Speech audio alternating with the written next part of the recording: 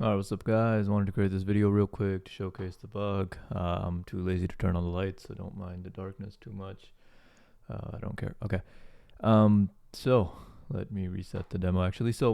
What we had was an application. You can ignore all the this is fucking insanely verbose. I made this real quick with AI, but so don't pay attention to any of it. Just listen to what I'm saying. But basically, I was hunting on this application where they wanted me to submit, we can say, some sort of document. Now this, I've made it look very trivial in the app, but in reality this was a relatively sensitive document. Okay, so it's very important that the document is correct and following the correct formatting. So there was security impact to submitting an inaccurate document and having it be accepted. Hopefully that makes sense. So what I did was I was looking at this feature, and first I tried submitting something inaccurate, right? So let's just go ahead and upload this invalid receipt. This is, because what they're looking for in this demo application is, for example, a passport or driver license, something to verify your identity. I'm just going to submit some bullshit ass receipt and let's see what happens. All right. So if we submit, and I'm gonna intercept the response here.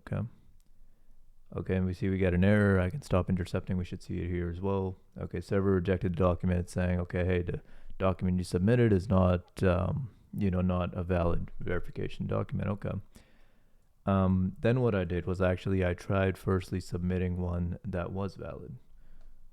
Okay, and the reason I did that will make sense hopefully in a second. So I submitted one that was valid, and the reason I did that is because I wanted to see, over here all I'm doing is intercepting the response from the server, right? So I get the server response. I wanted this. So I wanted to see, what does the server say when it receives the proper documentation. Okay, so when it does, it gives you a message that looks like this. So I was like, all right, cool. That's interesting to me. I'm going to go ahead and actually I'll send this to Repeater, and I'll make note of this response as well in my notes here. Okay, send this forward. I'll reset the demo. So then what I did was I went ahead and I submitted the bullshit document. Go ahead and submit that. Sent that forward and then intercept the response. But then I modified this response from an error to a success message.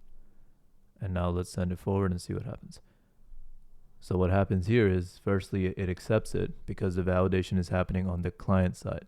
So when we modify the server error message to be a successful message, the client side just takes that at face value, and then it proceeds to make the next API calls, which verified my identity.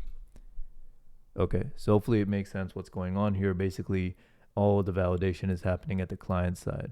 The client, as long as they receive a successful response from the server, they're just moving forward with the rest of it. This is of course problematic because anything that happens at the client side is kind of in our control as attackers, right? So in this case, we can just trick the client side into thinking the server sent a success response when actually it sent an error response. And by doing so, we were able to trick it to verify us with bullshit documents. Okay, so hopefully that's making sense. This is a very simple client-side bypass. I absolutely love this vulnerability. This is, I would say, relatively common. I don't want to say super common, but generally speaking, engineers I found don't tend to think of, okay, people proxying in the middle and modifying server-side responses. So they place a good amount of trust on the server-side responses. Okay, so I absolutely love this bug. I've made good use of it many times, not just in this one, but this was one particular example and one particular bug I found. So hopefully that gets your kind of brain flowing and gets you thinking about different attack vectors. And that's it. That's the video.